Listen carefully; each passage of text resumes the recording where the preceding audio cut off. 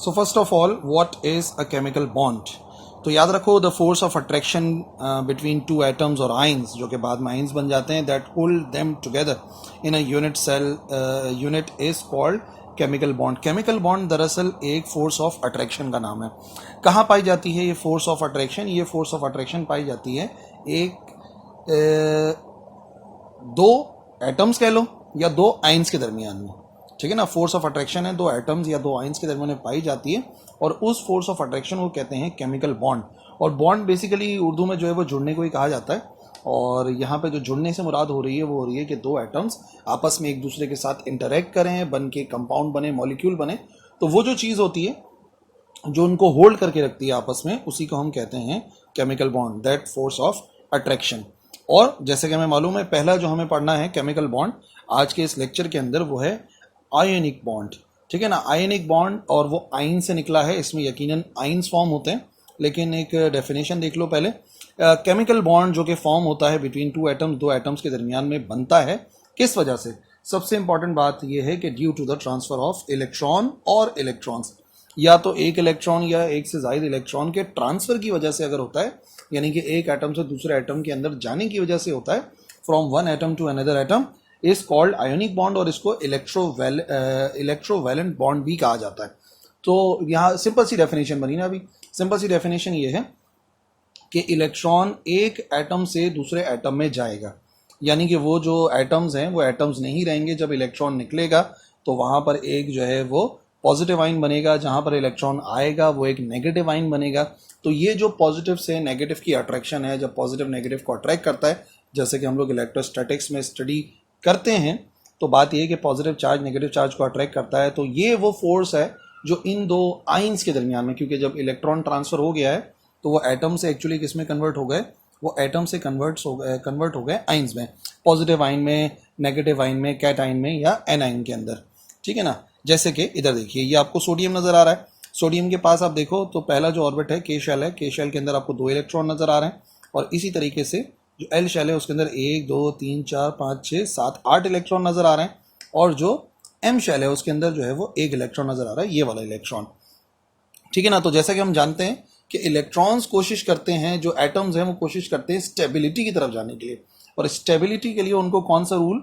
उनको octet rule ओबे करना पड़ता है। ऑक्टेट रूल का मतलब कि उनको एक शेल के अंदर 8 इलेक्ट्रॉन चाहिए। ज़्यादातर हीलियम है जिसके जो आउटर मोस्ट ऑर्बिट है उसमें 2 इलेक्ट्रॉन होते हैं, और वो जो है क्या कहते हैं, इनर्ट हो जाता है और स्टेबल हो जाता है। लेकिन बाकी के सारे जो हैं वो ऑक्टेट रूल को फॉलो करते हैं, यानी कि वो चाहते हैं कि वो जो उसका आउटर मोस्ट ऑर्बिट है उसके अंदर 8 इलेक्ट्रॉन्स होने चाहिए। ठीक है ना, तो ये जो इलेक्ट्रॉन है ये यहाँ पर एक्स्ट्रा आ रहा है, ये हो गया हमारे पास सोडियम एटम।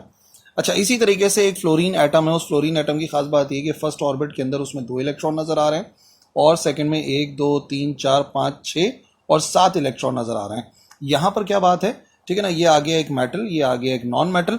और ये जो आयनिक बॉन्ड्स हैं, इनकी खास बात ये है कि ये फॉर्म होते हैं बिटवीन, ये बात याद रखनी है आपने, मेटल्स एंड नॉन मेटल्स। ये हमेशा पाए जाते हैं मेटल्स और नॉन मेटल्स के दरमियान में। मेटल्स जिनके पास एक एक्स्ट्रा इलेक्ट्रॉन्स होते हैं, और जो नॉन मेटल्स होते हैं उन्हें इलेक्ट्रॉन की ज़रूरत होती है। तो एक ने इलेक्ट्रॉन देना है, एक ने इलेक्ट्रॉन लेना है, इस वजह से ionic bonds are form between metals and non metals. ठीक है ना, अब क्या होगा? इसको स्टेबल होने के लिए आखिरी इलेक्ट्रॉन, आखिरी शेल के अंदर 8 इलेक्ट्रॉन को करने के लिए 7 इलेक्ट्रॉन की ज़रूरत है। इसको 7 इलेक्ट्रॉन की ज़रूरत, अब 7 इलेक्ट्रॉन की ज़रूरत तो कोई पूरी नहीं कर सकता। इसी तरीके से इसको 1 इलेक्ट्रॉन की ज़रूरत है, और ये 7 निकालेगा नहीं, बल्कि ज़्यादा बेहतर ये है कि इसमें एक और इलेक्ट्रॉन आ जाए। और सोडियम के लिए बेहतर ये है कि वो इस एक इलेक्ट्रॉन को लूज़ कर दे, ताकि जो ऑर्बिट बचेगा उसके पास के शेल और एल शेल, तो एल शेल के अंदर उसके पास 8 इलेक्ट्रॉन आ जाएंगे। 8 इलेक्ट्रॉन आ जाएंगे, ऑक्टेट रूल पूरा हो जाएगा। ठीक है ना, तो सोडियम के लिए बेहतर ये है कि वो इलेक्ट्रॉन को निकाल के अपने आखिरी ऑर्बिट के अंदर 8 इलेक्ट्रॉन कर ले। फ्लोरीन के लिए बेहतर ये है कि वो 7 को निकालने से बेहतर ये कि एक इलेक्ट्रॉन को गेन कर ले, ताकि आउटर मोस्ट ऑर्बिट में 8 इलेक्ट्रॉन हो जाए। तो फिर क्या होगा? ये एक्स्ट्रा इलेक्ट्रॉन जो है वो सोडियम से जाएगा फ्लोरीन के पास, और जैसे ही सोडियम से फ्लोरीन के पास जाएगा, ये देख लो यहाँ पर फ्लोरीन के पास हो गया। अब आप देख लो यहाँ पर 1 2 3 4 5 6 7 8 आखिरी ऑर्बिट के अंदर 8 इलेक्ट्रॉन्स हो गए, और यहाँ पर 1 2 3 4 5 6 7 8 इलेक्ट्रॉन हो गए। ऑक्टेट रूल इसने भी ओबे कर लिया, इसने भी ओबे कर लिया। लेकिन हाँ, अब क्या हो गया? देखो सोडियम की बात यह है कि सोडियम का जो न्यूक्लियस था उसके पास सोडियम का एटॉमिक नंबर कितना है, सोडियम का एटॉमिक नंबर है 11, ठीक है ना। तो सोडियम का एटॉमिक नंबर अगर 11 है तो आप देख लो कि पॉजिटिव चार्ज जो है वो यहाँ पे 11 होगा। और अब नेगेटिव कितना रहेगा, 1 2 3 4 5 6 7 8 9 10, ठीक है ना। तो क्या हो गया, नेगेटिव जो है वो कितने हैं, नेगेटिव जो है वो यहाँ पे 10 है और जो पॉजिटिव है वो 11 है। तो एक पॉजिटिव एक्स्ट्रा हो गया, वही एक्स्ट्रा पॉजिटिव इस पूरे एटम के ऊपर आ गया जो कि आयन बन गया, बेसिकली एक पॉजिटिव आयन। इसी तरीके से अगर हम फ्लोरीन की बात करें तो फ्लोरीन के पास 1 2 3 4 5 6 7 8 9 10 जो है वो इलेक्ट्रॉन हो गए, ठीक है ना। यानी कि नेगेटिव चार्ज इसके पास 10 हो गए और इसके पास पॉजिटिव कितने होते हैं, पॉजिटिव इसके पास होते हैं 9। तो 9 पॉजिटिव होते हैं न्यूक्लियस के अंदर प्रोटॉन्स जो है, और 10 जो है वो अब इलेक्ट्रॉन्स हो गए हैं। तो एक इलेक्ट्रॉन एक्स्ट्रा हो गया है, यानी कि ये जो नेगेटिव आ गया है यहाँ पर, ये जो नेगेटिव आयन बना है वो बेसिकली इसी वजह से कि इसने एक और इलेक्ट्रॉन हासिल कर लिया है। और जैसे कि हम जानते हैं इलेक्ट्रोस्टैटिक्स के मुताबिक पॉजिटिव आयन और नेगेटिव आयन एक दूसरे को अट्रैक्ट करेगा, ये एक दूसरे के क्लोज आ जाएंगे और यही जो इनके दरमियान में एक बॉन्ड है जो इनको आपस में जोड़े रखेगा वही कहलाता है केमिकल बॉन्ड। और फिलहाल जो बॉन्ड है वो due to transfer of electron है। सोडियम ने एक इलेक्ट्रॉन को लूज करा, फ्लोरीन ने एक इलेक्ट्रॉन को गेन किया, इस वजह से बनने वाला बॉन्ड कौन सा बॉन्ड कहलाता है, ये कहलाता है आयनिक बॉन्ड। थोड़ा सा और देख लो कि आयनिक बॉन्ड कैसे होती है। एग्जाम्पल में हमने NaCl को सिलेक्ट किया है, सोडियम क्लोराइड को। सोडियम जैसे कि आप जानते हैं एक मेटल है और क्लोरीन जो है वो नॉन मेटल है, ग्रुप 7 से ताल्लुक़ रखता है। तो अगर इलेक्ट्रॉनिक कन्फिग्रेशन देखी जाए सोडियम की तो 1s2 2 इलेक्ट्रॉन हो गए, ठीक है ना। टोटल कितने इलेक्ट्रॉन है इसके पास, टोटल 11 इलेक्ट्रॉन्स हैं। फिर 2 यहाँ पे फिल हो गए, 2s2 हो गया, 6 हो गया, ये हो गए 10 और यहाँ पे 3s1, ये आ गया 3s1। इलेक्ट्रॉनिक कन्फिग्रेशन जो सोडियम का एटम है उसकी यही होती है, 1s2 2s2 2p6 और 3s1। अब सारी बात यह है कि इसके पास एक वैलेंस इलेक्ट्रॉन है, ये वाला एक वैलेंस इलेक्ट्रॉन यहाँ पे आपको नजर आ रहा है। अब क्या होगा, अच्छा जो लॉस ऑफ वैलेंस इलेक्ट्रॉन जो है सोडियम एटम से, उसमें इतनी एनर्जी की जरूरत होती है। इलेक्ट्रॉन को बाहर निकालने के लिए कितनी एनर्जी चाहिए, 495 किलो जूल पर मोल एनर्जी की जरूरत होती है सोडियम एटम को। और इस कम आयनाइजेशन पोटेंशियल की वजह से, लो आयनाइजेशन पोटेंशियल है ना इसके पास, यानी कि इजीली इलेक्ट्रॉन को लूज कर सकता है, तो सोडियम क्या करेगा, वो अपने इस वैलेंस इलेक्ट्रॉन को लूज करेगा। लो आयनाइजेशन पोटेंशियल का मतलब कि आयनाइज होने के लिए कम एनर्जी की जरूरत है, और वो जो कम एनर्जी की जरूरत है इस वजह से ये इस इलेक्ट्रॉन को क्या कर देगा, इस इलेक्ट्रॉन को ये लूज कर देगा। और लूज करने के बाद क्या हो जाएगा, इसकी इलेक्ट्रॉनिक कन्फिग्रेशन 1s2 रहा, 2s2 आ गया, 2p6 हो गया 2p6, और ये वाला ऑर्बिट तो खत्म ही हो गया क्योंकि इलेक्ट्रॉन इसने लूज कर दिया है। और इस तरीके से अगर एक सोडियम ने इलेक्ट्रॉन को लूज किया है तो जो इक्वेशन बनेगी वो ये बनेगी, ये हमारे पास सोडियम एटम है, उसने एक इलेक्ट्रॉन को लूज कर दिया, इस वजह से सोडियम के ऊपर कौन सा चार्ज आ गया, पॉजिटिव आ गया। तो ये पॉजिटिव आयन बन गया सोडियम का, जो कि यहाँ पे शुरुआत से आपको नजर आ रहा है। और इसके लिए कितनी एनर्जी की जरूरत है, 495 किलो जूल पर मोल एनर्जी की जरूरत है, 495 किलो जूल पर मोल, ठीक है ना। ये हुआ सोडियम के साथ, ठीक है ना। आयनिक बॉन्ड बनाने के लिए सोडियम ने ये काम करा। अब क्लोरीन के साथ क्या होगा, ये आ गया क्लोरीन आयन जो कि नेगेटिव बनेगा, लेकिन इसके बनने के लिए क्या बात ज़रूरी है, बात ये ज़रूरी है कि सबसे पहले इलेक्ट्रॉनिक कन्फिग्रेशन देखी जाए तो क्लोरीन के अंदर आ गए 2s2 2s2 2p6 और 3s2 और 3p, ये आ गया 5 के बराबर। क्लोरीन की खास बात ये है कि क्लोरीन 2 2 4 10 12 12 और 15, ये हो गए 17। तो क्लोरीन का आपको एटॉमिक नंबर पता है वैसे भी 17 होता है, तो 17 इलेक्ट्रॉन हमने फिल कर दिए। अब क्या है, इस ऑर्बिट को फिल करने के लिए आपको पता है p ऑर्बिटल के अंदर मैक्सिमम 6 आ सकते हैं, ठीक है ना। तो एक इलेक्ट्रॉन की ज़रूरत है। बहरहाल ये दोबारा वही बात आ गई, एक इलेक्ट्रॉन की ज़रूरत है उसके ऑक्टेट को कंप्लीट करने के लिए, यानी कि इसको क्या होना चाहिए, इसको होना चाहिए 3p6, एक इलेक्ट्रॉन की ज़रूरत है। जबकि इलेक्ट्रॉन को हासिल करने के लिए क्लोरीन कितनी एनर्जी को लॉस करता है, क्लोरीन 348 किलो जूल एनर्जी को लॉस करता है, ठीक है ना। इलेक्ट्रॉन को हासिल करना है तो एनर्जी को लॉस किया जाता है, इलेक्ट्रॉन को हासिल करना है तो एनर्जी को लॉस किया जाता है, और वो कितना हो गया 348 किलो जूल पर मोल की एनर्जी। तो ये एनर्जी होगी रिलीज, ठीक है ना। और वो जो रिलीज होगी उसमें क्या करेगा, ये इलेक्ट्रॉन जो सोडियम ने लॉस किया था ये उसको पिक कर लेगा, क्लोरीन एटम उसको पिक कर लेगा।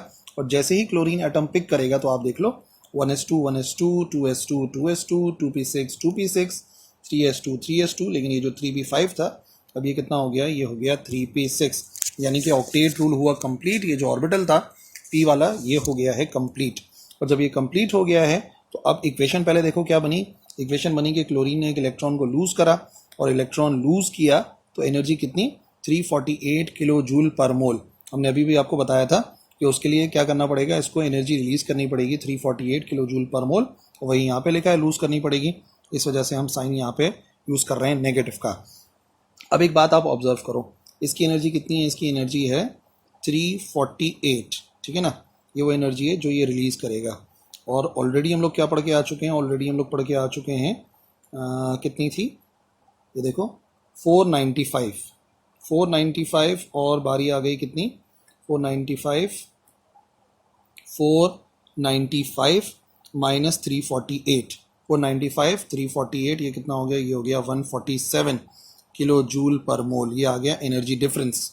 और ये एनर्जी डिफरेंस कैसे हो रहा है, ये एनर्जी डिफरेंस जो बॉन्ड फॉर्म हो रहा है सोडियम और क्लोरीन के दरमियान में और ये एक दूसरे को अट्रैक्ट करते हैं, ये उस डिफरेंस को अकोमोडेट कर रहे हैं, ठीक है ना। एनर्जी रिलीज कितनी हुई, एनर्जी रिलीज हुई इतनी, ठीक है ना। एनर्जी ये रिलीज हुई और बाकी की जो अकोमोडेट हो रही है 147 किलो जूल पर मोल, ये हो रही है इस पॉजिटिव नेगेटिव के अट्रैक्शन की वजह से। ये डिफरेंस इसी वजह से कि ये जो है वो आपस में एक दूसरे को अट्रैक्ट करके रखते हैं, लगातार वर्किंग करनी पड़ती है इन्हें एक दूसरे को अट्रैक्ट करने के लिए। तो इस तरीके से फाइनली क्या होगा, फाइनली हमारे पास ये सोडियम से एक इलेक्ट्रॉन निकल के यहाँ चला गया और ये क्लोरीन हो गया। तो अब ये सोडियम बना सोडियम आयन, क्लोरीन बना क्लोरीन आयन।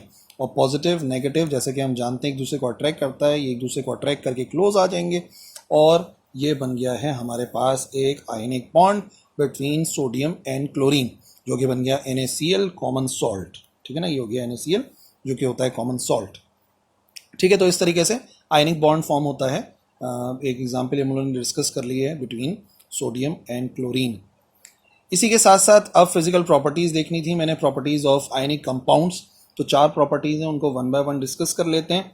फिजिकल प्रॉपर्टीज अगर देखी जाए तो क्योंकि स्ट्रॉन्ग फोर्स ऑफ अट्रैक्शन होती है आयनिक बॉन्ड्स में, क्योंकि पॉजिटिव और नेगेटिव आयन मौजूद होते हैं आयनिक बॉन्ड्स के अंदर। तो याद रखो जो आयनिक कंपाउंड्स होते हैं, क्योंकि अट्रैक्शन बहुत ज़्यादा होती है तो ये एटम जो है वो करीब करीब होते हैं, that's why they are solid और उनको ब्रेक करना बहुत मुश्किल होता है, they are hard to break. यानी कि हमें एनर्जी अप्लाई करनी पड़ती है उसको पीसेज में करने के लिए, लेकिन हाँ वो पीसेज में ब्रेक तो होते हैं जब हम क्या करते हैं, जब हम प्रेशर को अप्लाई करते हैं। इस वजह से इनको कंसिडर किया जाता है ब्रिटल। ब्रिटल और एक और वर्ड होता है ना, इन दोनों वर्ड्स में डिफरेंस आप समझ लो। एक वर्ड होता है ब्रिटल और एक वर्ड होता है डक्टाइल, ठीक है ना। इन दोनों में फर्क समझ लो। ब्रिटल वो हैं जिनके फोर्स अप्लाई करी तो फौरन क्या हो जाएंगे, वो हो जाएंगे ब्रेक। और डक्टाइल वो हैं जो हो जाएंगे बैंड या अपनी शेप को चेंज कर लेंगे। तो ये जो आयनिक कंपाउंड्स होते हैं ये डक्टाइल नहीं होते, बैंड नहीं होते, बल्कि क्या हो जाते हैं, ये हो जाते हैं ब्रेक। सो वाई वो ब्रेक क्यों होते हैं, वो डक्टाइल क्यों नहीं होते, बैंड क्यों नहीं होते। ब्रिटल की एक मिसाल तौर पे चौक है। चौक जो है वो एक ब्रिटल की मिसाल है। चौक इस वजह से दे रहा हूँ ताकि आप फ़ौरन समझ जाओ कि हम जैसे ही चौक के ऊपर फोर्स अप्लाई करते हैं तो वो बैंड होने के बजाय फ़ौरन ब्रेक होती है। क्यों होता है देखिए, ये आ गया मिसाल तौर पे स्ट्रक्चर जिसमें से कोई भी एक पॉजिटिव और एक नेगेटिव कंसिडर कर लो। ब्लू वाले को पॉजिटिव कर लो, पिंक वाले को नेगेटिव कर लो, तो एक दूसरे के साथ अट्रैक्टेड हैं due to positive and negative charge. हमने स्ट्रेस अप्लाई करा, फोर्स अप्लाई करी, जैसे कि चौक थी, इधर से एक फोर्स अप्लाई करी, इधर से एक फोर्स अप्लाई करी, तो वो ब्रेक क्यों हो गया, बेंड क्यों नहीं हो गया। याद रखो जब हम इस तरीके से फोर्स अप्लाई करेंगे तो ये पॉजिटिव पॉजिटिव के सामने आ गया, नेगेटिव नेगेटिव के सामने आ गया, पॉजिटिव पॉजिटिव के सामने आ गया। और आपको पता है पॉजिटिव पॉजिटिव को रिपेल करेगा, नेगेटिव नेगेटिव को रिपेल करेगा, पॉजिटिव पॉजिटिव को रिपेल करेगा। तो ये जो है आइंस एक दूसरे को रिपेल करके 2 पार्ट्स में ब्रेक हो जाते हैं, यानी कि बैंड नहीं होंगे, बल्कि फॉरन पॉजिटिव पॉजिटिव के सामने अगर आ गया, नेगेटिव नेगेटिव के सामने आ गया, तो ये दोनों जो है वो एक दूसरे को रिपेल करने लगेंगे और जो सब्सटेंस है वो बैंड होने के बजाय ब्रेक हो जाएगा 2 पार्ट्स में। तो ये वजह है कि आयनिक कंपाउंड जो है जितने भी होते हैं, जैसे सोडियम क्लोराइड की एक मिसाल मैंने आपको बताई, सोडियम और फ्लोरीन की एक मिसाल बताई, ये जो ना क्रिस्टल फॉर्म के अंदर होते हैं। और क्रिस्टल्स की खास बात ये है कि वो हार्ड टू, मतलब होते तो वो हार्ड हैं, सॉलिड होते हैं, लेकिन ये है कि अगर हम उनके ऊपर स्ट्रेस अप्लाई करें तो वो पार्ट्स में ब्रेक भी हो जाते हैं, ठीक है ना। ये हो गई पहली प्रॉपर्टी कि आयनिक कंपाउंड जो है they are considered brittle, solid होते हैं and they are very hard to break, but वो बैंड नहीं होते, वो ब्रेक ही होते हैं। इसी तरीके से दूसरी जो एक बात है कि इनके मेल्टिंग और बॉइलिंग पॉइंट जो है क्योंकि इलेक्ट्रोस्टैटिक फोर्स ऑफ अट्रैक्शन होती है बिटवीन आइंस यानी पॉजिटिव और नेगेटिव के दरमियान में, तो लार्ज अमाउंट ऑफ एनर्जी चाहिए होता है उनके इन बॉन्ड्स को ब्रेक करने के लिए as compare to the other bond, जो कि आगे वाले लेक्चर्स के अंदर हम लोगों ने डिस्कस करने हैं। लेकिन हाँ, बात सारी ये है कि यहाँ पर जो है वो लार्ज अमाउंट ऑफ एनर्जी दरकार होगी, और जितने आइंस होंगे उतनी एनर्जी दरकार होगी। तो आयनिक कंपाउंड्स के लिए ये बात याद रखो, उनका मेल्टिंग पॉइंट भी हाई होता है और उनका बॉइलिंग पॉइंट भी हाई होता है। हाई मेल्टिंग पॉइंट है, हाई बॉइलिंग पॉइंट है, यानी कि बहुत ज़्यादा एनर्जी देनी पड़ती है इनको सॉलिड से लिक्विड में यानी कि मेल्ट करवाने के लिए और फिर बॉयल करने के लिए। ठीक है ना, वजह क्या है, वही पॉजिटिव और नेगेटिव की अट्रैक्शन। मिसाल के तौर पे देखो ये सोडियम क्लोराइड है। सोडियम क्लोराइड की खास बात ये है कि इसके अंदर क्या होता है, इसके अंदर आप देखोगे तो एक पॉजिटिव होता है एक नेगेटिव होता है, यानी कि जस्ट एक पॉजिटिव एक नेगेटिव को अट्रैक्ट करता है। तो इसका मेल्टिंग पॉइंट होता है 801 डिग्री सेल्सियस। सोडियम क्लोराइड अगर आपको मेल्ट करना है, नमक जो है सॉलिड से लिक्विड करना है, तो आपको इतना टेम्परेचर देना पड़ेगा सेल्सियस में, जो अच्छा खासा है। और फिर जब बॉयल करना है तो 1413 डिग्री सेल्सियस का टेम्परेचर देना पड़ेगा, यानी कि लार्ज अमाउंट ऑफ एनर्जी देनी पड़ेगी, क्योंकि पॉजिटिव नेगेटिव एक दूसरे को अट्रैक्ट कर रहे हैं। बट जो बात मैं समझा रहा हूँ कि ये होता है चार्जेस की अट्रैक्शन की वजह से। तो मैग्नीशियम ऑक्साइड जो है इसमें 2 पॉजिटिव होते हैं और 2 नेगेटिव होते हैं। ठीक है ना, 2 पॉजिटिव हैं 2 नेगेटिव हैं, और अगर 2 पॉजिटिव 2 नेगेटिव हैं तो अब जो इनके दरमियान की अट्रैक्शन होगी वो ज़्यादा होगी। जब अट्रैक्शन ज़्यादा होगी तो आप देख लो मेल्टिंग पॉइंट कहाँ से कहाँ चला गया, कहाँ 801 डिग्री सेल्सियस था और कहाँ 2852 डिग्री सेल्सियस हो गया। तो मेल्टिंग पॉइंट बेसिकली किस पे डिपेंड कर रहा है, वो डिपेंड कर रहा है उसकी अट्रैक्शन पे। अट्रैक्शन ज़्यादा, मेल्टिंग पॉइंट ज़्यादा। और इसी तरीके से जो बॉइलिंग पॉइंट है आप देख लो 3600 हो गया, यानी कि बॉइलिंग पॉइंट भी बहुत ज़्यादा होता है और वो डिपेंड करता है चार्जेस की मौजूदगी पे। तीसरी बात यह है कि जो सॉलिबिलिटी है आयनिक कंपाउंड्स की, जो आयनिक कंपाउंड्स होते हैं बेसिकली सॉल्युबल होते हैं पोलर सॉल्वेंट्स में। पोलर सॉल्वेंट्स यानी जिनके अंदर पोल होते हैं पॉजिटिव और नेगेटिव, जैसे कि वाटर। वाटर के बारे में आप जानते हैं ना, वाटर में H पॉजिटिव होता है और हाइड्रोक्सिल जो है ये नेगेटिव होता है। जबकि जो सॉलिबिलिटी है वो कम हो जाती है नॉन पोलर में। नॉन पोलर में ज़्यादा डिजॉल्व नहीं होता, जैसे कि जो ऑर्गेनिक होते हैं, जैसे मिसाल के तौर पे पेट्रोल हो गया, गैसोलीन हो गया। तो इसका मतलब आप एक बात याद रखिए, जितना पोलर मॉलिक्यूल होगा उतना ही ज़्यादा आयनिक कंपाउंड जो है वो सॉल्युबल होंगे, जैसे कि पानी के अंदर होते हैं। और पेट्रोल या गैसोलीन जो ऑर्गेनिक हैं, जो कि नॉन पोलर हैं, जिनके अंदर पोल्स नहीं होते, पॉजिटिव नेगेटिव आइंस नहीं होते, तो वहाँ पे जो इनकी सॉल्युबिलिटी है वो हो जाती है कम। ठीक है ना, जैसे मिसाल के तौर पे। लेकिन सॉल्युबिलिटी होती कैसे, ये जो है ना हमारे पास आ गए सारे के सारे वाटर मॉलिक्यूल्स। ये क्लोराइड आयन है, नेगेटिव जो है ये क्लोराइड आयन है, और ये वाटर के मॉलिक्यूल्स है वो यहाँ पे नज़र आ रहे हैं। अब क्या होता है, जो एनाइन होता है यानी कि नेगेटिव, वो अट्रैक्ट करता है पॉजिटिव पोल ऑफ वाटर को, वाटर के पॉजिटिव को अट्रैक्ट कर लेता है। ठीक है, और इसी तरीके से जो कैटाइन होता है पॉजिटिव होता है वो अट्रैक्ट करता है नेगेटिव को, नेगेटिव को अपनी तरफ अट्रैक्ट करता है। और जब ये अट्रैक्ट करते हैं तो नतीजे में क्या है, यहाँ पे सॉल्युबिलिटी बढ़ जाती है और ये डिसॉल्व हो जाते हैं आसानी के साथ। ठीक है ना, पोलर में ऐसा होगा कि पॉजिटिव नेगेटिव को, नेगेटिव पॉजिटिव को अट्रैक्ट करेगा और ये डिसॉल्व हो जाएंगे। तो बहरहाल फ़िलहाल कुछ अनडिसॉल्व सोडियम क्लोराइड भी मौजूद है। लेकिन हाँ, जब पोल्स ही नहीं होंगे तो जो सॉल्युबिलिटी है वो काफ़ी हद तक कम हो जाती है आयनिक कंपाउंड्स में। चौथी और आखिरी प्रॉपर्टी जो है वो है इलेक्ट्रिसिटी की कंडक्शन, जो कि बहुत ही इंपॉर्टेंट है। आयनिक कंपाउंड्स बेसिकली कंडक्ट नहीं करते इलेक्ट्रिसिटी को अपनी सॉलिड स्टेट में। ठीक है ना, ये बात याद रखना। ये बोलो ये क्या बोल दिया सर ने, but they are good conductors in a molten state. अगर उनको हम मेल्ट कर दें, यानी कि वो मोल्टन स्टेट में आ जाएं, तो वो अच्छे कंडक्टर साबित होते हैं। तो इसका मतलब कंडक्शन ऑफ इलेक्ट्रिसिटी, जैसे कि आप जानते हो, वो एक्चुअली क्या होता है, कंडक्शन ऑफ इलेक्ट्रिसिटी होता है flow of charge from one point two another. Solid state में क्या होता है, जो मूवमेंट होती है आइंस की वो पॉसिबल नहीं हो पाती, क्योंकि सॉलिड स्टेट है। तो जो आयनिक कंपाउंड्स है वो कंडक्ट नहीं करते इलेक्ट्रिसिटी को। तो ये साइंटिफिक रीजन भी हो सकता है why ionic compounds do not conduct electricity in solid state. तो बात ये है कि मूवमेंट ऑफ आइंस पॉसिबल ही नहीं है। जबकि मोल्टन स्टेट में अगर हम आ जाएं, उसको मेल्ट कर दें, लिक्विड बना दें, तो क्या होगा कि जो आयनिक कंपाउंड्स है वो इलेक्ट्रिसिटी को कंडक्ट करेंगे, क्योंकि जो इलेक्ट्रोस्टैटिक फोर्स ऑफ अट्रैक्शन है बिटवीन आइंस, वो हीट जो रिलीज होती है वो ओवरकम कर लेती है, यानी कि अब अट्रैक्शन हो जाती है कम, और वो इजीली जो चार्जेस हैं वो एक जगह से दूसरी जगह मूव हो सकते हैं। समझ गए ना बात। पहले सॉलिड थे, ठोस थे, करीब करीब थे, तो अट्रैक्शन बहुत ज़्यादा थी। तो जब मोल्टन स्टेट में आ गए तो हीट जो है वो रिलीज हो गई, और अब जो अट्रैक्शन है वो हो गई है कम। फिर पहला केस डिस्टिल वाटर है। डिस्टिल वाटर जो है इसमें आप देखेंगे तो ये कंडक्ट नहीं करता इलेक्ट्रिसिटी। ठीक है ना, हमारे पास डिस्टिल वाटर था, हमने यहाँ पे इस तरीके से कंडक्ट किया। डिस्टिल वाटर वो होता है जिसके अंदर कोई भी इम्प्योरिटी मौजूद नहीं होगी, सॉल्ट हो या जो भी चीज़ हो। और ये डिस्टिल वाटर की सबसे कॉमन मिसाल है, जो एयर कंडीशंस वगैरह से पानी जो निकलता है ना, वो डिस्टिल वाटर की एग्जाम्पल है। वैसे तो बहुत सारी हैं, लेकिन मैं आपको वो मिसाल दूंगा जो आपको अपने घर में अवेलेबल हो, कि जो पानी हमें मिलता है एयर कंडीशन से जो निकलता है ना पानी, ये वो है डिस्टिल वाटर। उससे आप करंट पास कराओ, कभी भी पास नहीं होगा। अब हमने क्या करा, पॉजिटिव और negative ions fixed in a solid do not conduct electricity. अभी भी क्या है, अभी भी हमने कर तो दिया, लेकिन ये जो फिक्स्ड हैं एक दूसरे को अट्रैक्ट कर रहे हैं, पॉजिटिव और नेगेटिव आइन, तो ये इलेक्ट्रिसिटी को कंडक्ट नहीं करेंगे।